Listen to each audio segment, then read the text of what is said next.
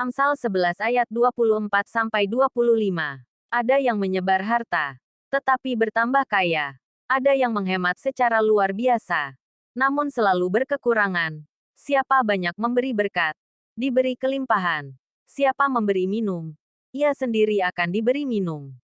Amsal 28 ayat 27. Siapa memberi kepada orang miskin tak akan berkekurangan, tetapi orang yang menutup matanya akan sangat dikutuki. Ibrani 13 ayat 16.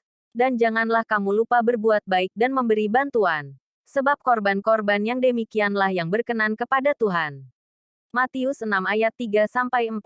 Tetapi jika engkau memberi sedekah, janganlah diketahui tangan kirimu apa yang diperbuat tangan kananmu. Hendaklah sedekahmu itu diberikan dengan tersembunyi. Maka Bapamu yang melihat yang tersembunyi akan membalasnya kepadamu.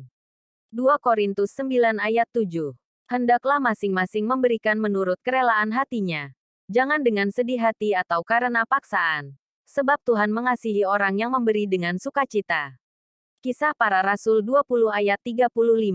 Dalam segala sesuatu telah kuberikan contoh kepada kamu, bahwa dengan bekerja demikian kita harus membantu orang-orang yang lemah dan harus mengingat perkataan Tuhan Yesus.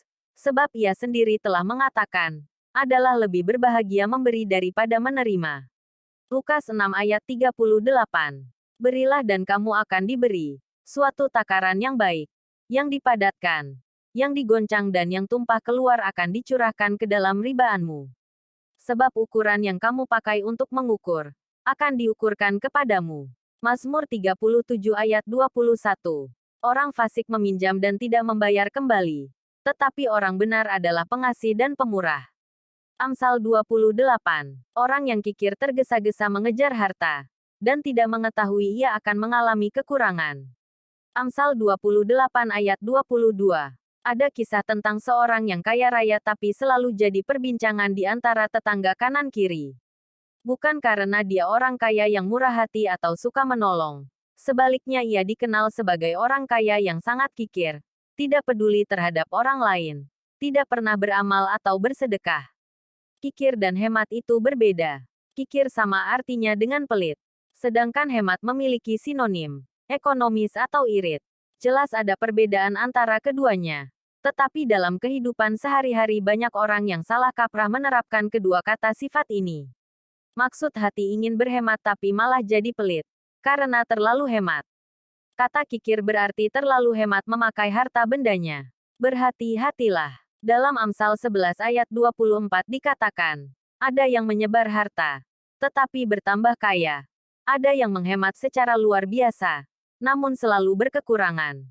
Alkitab juga dengan tegas menyatakan bahwa orang yang kikir tidak akan mendapat bagian dalam kerajaan sorga, baca 1 Korintus 6 ayat 10.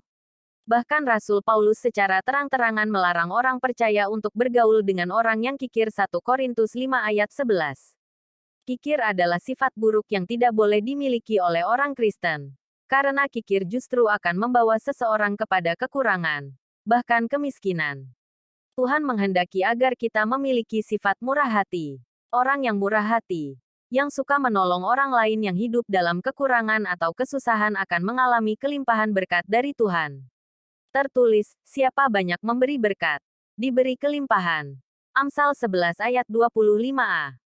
Kunci mengalami kelimpahan bukanlah dengan menghemat begitu rupa, tapi bermurah hati. Sebab kapasitas untuk menerima dari Tuhan bergantung penuh dari kapasitas untuk memberi.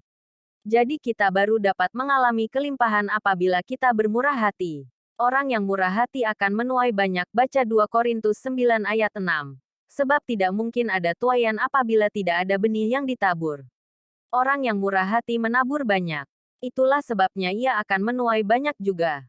Jangan kikir, jadilah seorang yang murah hati. Karena orang yang murah hati berbuat baik kepada diri sendiri. Amsal 11 ayat 2.